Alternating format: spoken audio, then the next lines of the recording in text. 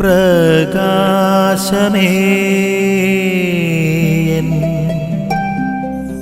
മിഴി തുറക്കുക വേഗം.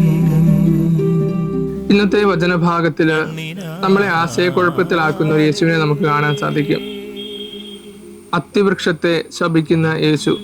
എന്തുകൊണ്ടാണ് അത്തിവൃക്ഷത്തെ യേശു ശപിക്കുന്നത്? അത് വിശ്വാസത്തിന്റെ തലത്തിൽ നിന്ന് നോക്കി കാണേണ്ട ഒരു ചോദ്യമാണ്. നമ്മൾ ഇന്നത്തെ സുവിശേഷം വായിക്കുമ്പോൾ മനസ്സിലാക്കാൻ സാധിക്കും, അത്തിവൃക്ഷത്തിൽ ധാരാളം ഇലകൾ ഉണ്ടായിരുന്നു, പക്ഷെ അതിൽ ഫലങ്ങളില്ല എന്നുള്ളത്.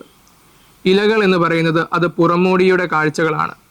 നമ്മളുടെ വിശ്വാസ ജീവിതം എന്ന് പറയുന്നത് അത് വെറും പുറമോടികളാണ് എങ്കിൽ, അതിന് ആന്തരികമായിട്ടുള്ളൊരു അർത്ഥതലമില്ല എങ്കിൽ നമ്മളും ശപിക്കപ്പെട്ട അത്തിവൃക്ഷത്തെ പോലെയാണ് എന്ന് യേശു പറയുന്നുണ്ട്. ഇന്ന് നമ്മൾ വിശ്വാസം പുറമോടികളിലൂടെ പ്രദർശിപ്പിക്കുവാനായിട്ടുള്ള ഒരു പ്രവണതയിലാണ് ജീവിക്കുന്നത്. അത് സോഷ്യൽ മീഡിയയിലാവാം, അത് ചിത്രങ്ങളിലൂടെ ആവാം, മറ്റ് സാധ്യതകളിലൂടെ ആവാം.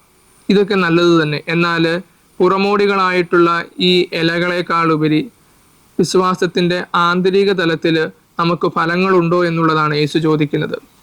ഈ പുറമോടികൾക്കപ്പുറത്ത് വിശ്വാസത്തെ, സ്നേഹത്തെ, കാരുണ്യത്തെ ഉൾക്കൊള്ളുവാനായിട്ട് നമ്മുടെ മനസ്സിന് സാധിക്കുന്നുണ്ടോ എന്ന് നമുക്ക് ചിന്തിക്കാം.